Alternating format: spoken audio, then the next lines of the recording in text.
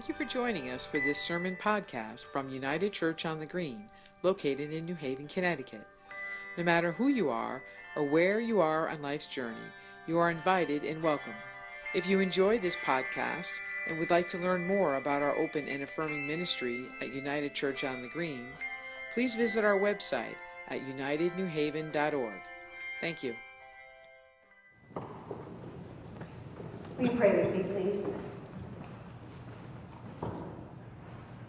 Oh, dear God, may the words of my mouth and the meditations of all our hearts be acceptable in your sight. O God, our Redeemer. Amen. Sometime earlier this week, Schaffer sent me the translation that he had heard from a friend of his, Stephen Mitchell, of the translation for Psalm that we read today, Psalm 15, that Barb read to us earlier. And I'd like to read it to you again. It's a very different translation, and yet it clearly calls for an appropriate reading at this time in our nation's history. So hear these words again. Lord, who can be trusted with power? And who may act in your place? Those with a passion for justice, and who speak the truth from their hearts, who have let go of selfish interest and grown beyond their own lives, who see the wretched as their family, and the poor as their flesh and blood.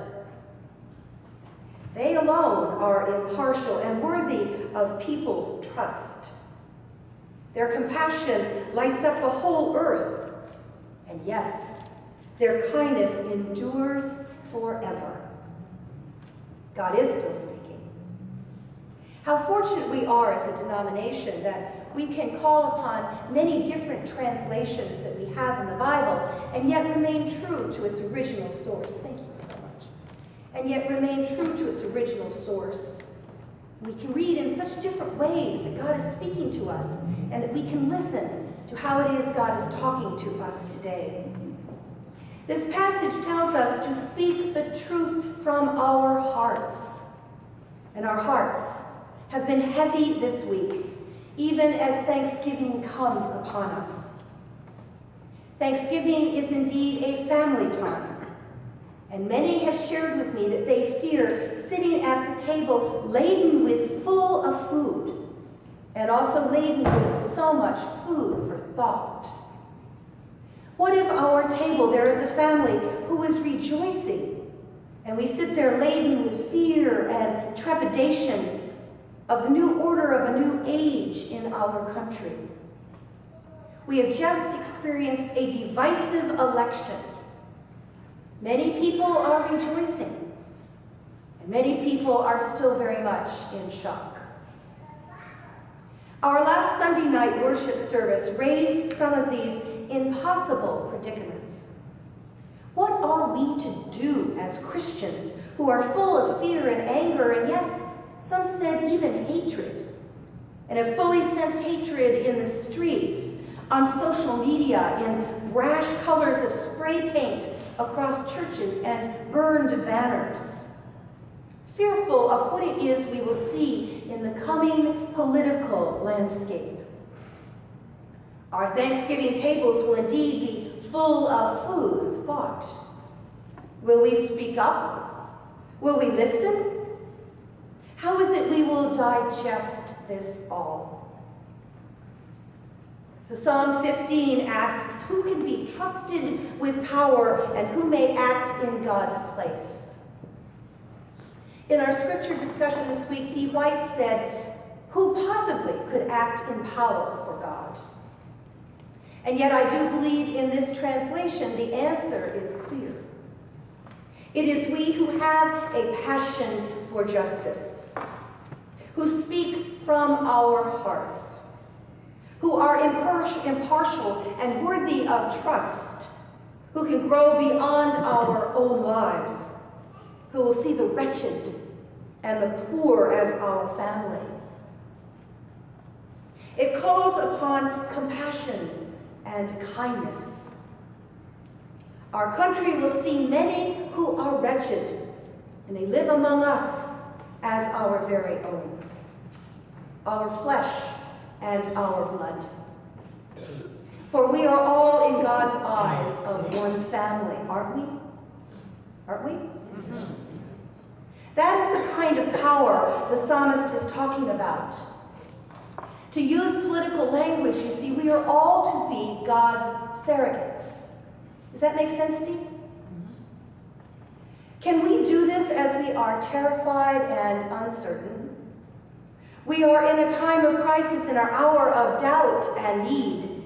It is now the end of an old order and the beginning of a new one. We are indeed in the face of changing times. It is quite possible with this new order, many of us, our loved ones and friends of friends, neighbors as well as strangers, will suffer enduring pain, bigotry, racism, homophobia, demonizing and marginalization, even physical deportment. Fear and uncertainty is everywhere. Even those who supported Trump do not know what our future holds. So much is unknown. Our world as we know it today indeed is going to change. The passage read last Sunday from the Gospel of Luke graphically told about patterns of suffering, and yet it also invited us to hear words of hope, of comfort, and of courage. It was a difficult passage, yet one so very appropriate for us after such a divisive election. Let us seize the moment, dear people, to share our faith and our hope and our confidence in Jesus and the future of our church, our community, our nation, and the world. As Christians, we are called not to despair. We are to persevere. There is hope in the midst of it all. Scripture gives us the promises of renewal and of peace and of strength in the midst of these recent troubles in our world. From the nasty political climate to us shocked from the divisive election and fearful about tomorrow, to the wars in the Middle East, to our concerns about climate change, to the tragic refugee situations, to victims of violence, to the fate of illegal immigrants, to the rise in unemployment, homelessness, and hunger that we see all around us. In many ways, as I said last week, we can say, in many ways, the world is at its worst. But it is the strength of the church that gives me the most hope when our church is indeed church. As Roger said last Sunday night, what got him through last week was being in community, attending church meetings, and coming together to worship and to pray, to talk and to be heard. His fear was validated. There is hope in the power of God, who brings good out of evil and light out of darkness. There is hope that comes from our faith. There is power in faith community when it is church at its best. We need, dear people, to take action and no longer be compliant. As Matt Taylor wrote to the coordinating team last week, I encourage you to start thinking differently about your role in this country and how you bring your power to bear. Starting today, we realize that we have a very urgent, high-stakes work to do as citizens of the United States. It is time for us to think outside of our boxes about how we will influence and impact our country. From the daily one-on-one interactions we have with the people with whom we engage, the social and to the political actions we take in the public square, We need to make deliberate decisions about how we bring our power to bear. Because, people, we are powerful. We have not come close to realizing that that power, either individually or as a group, is huge. This is a wake-up call to action. Clearly, we are known as a church that prides itself on being on the forefront of social action and seeking justice. May your voice be heard in new ways beyond your comfortable circles. Start looking for opportunities to move us in the direction that you want us to move. We are called to join. We are called to collaborate, to unite across lines of difference. We are called to organize and become an activist in our own new America. As the psalm says, can we see the wretched as our family and the poor as our flesh and blood? Can we speak the truth from our hearts? We need to take the risk and stand up for justice no matter how dangerous it is. Jean and John Blue sent me a very helpful email this week, full of recipes to coin the Thanksgiving theme, of 10 productive things we can do to somewhat mitigate our sadness, our fear, our anger, our anxiety, feed our call to justice. I was supposed to have copies of this in the narthex, and it was supposed to have been on our e-blast, and if it didn't make it, clearly I will have it here for you next week. A key word here for us is perseverance. Perseverance. As we keep alert for signs of God's realm breaking into our realities in a new way, we must persevere in our passion for justice. Dear people, we are experiencing the face of changing ways. And change has always been evident in the process of growth. Let me repeat that. Change has always been evident in the process of growth. God intends for this world to be better and for us to do better. God's future is out there and it's coming.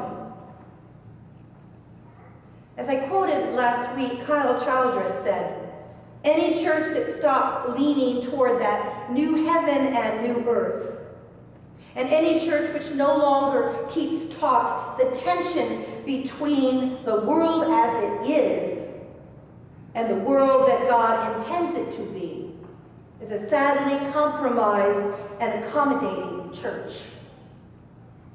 We somehow got to keep before us the gap between the status quo and the world that God intends. Between the bad news or no news or the good news. There is some distance between God's will for the world and the world in which we now live. There is always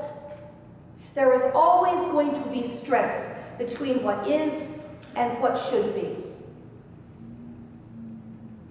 So let us take comfort in the presence of a God who will never, ever leave us. A God who will never forsake us. We are called to live by faith and live by hope, trusting that the trials that we shall experience in the days to come will sharpen our deep appreciation for what God has created and what God has given us. Last week, I shared the words of a beloved hymn of mine in the New Century hymnal that is called In the Midst of New Dimensions, which we have sung many times and we're going to sing again today. For here are these words that are so appropriate for us today. In the face of changing ways, who will lead the pilgrim peoples wandering in their separate ways? Who will lift the olive branches? And who will light the flame of care? We are each a gift in God's creation. Each of us is a love song to be sung. May God's blazing phoenix spirit resurrect the church again. God of rainbow, fiery pillar, leading where the eagles soar. We, your people, ours the journey, now and forevermore. That is our challenge to people of the United Church of Christ in the United Church on the Green. We are called to move forward now as a blazing spirit rising, leading us into the global village with dreams of peace and of justice and spirit enlightenment. We are called forth to do just that. In the worst of times and in the face of changing ways, we can be together, the church. Are you ready? Yes. Amen.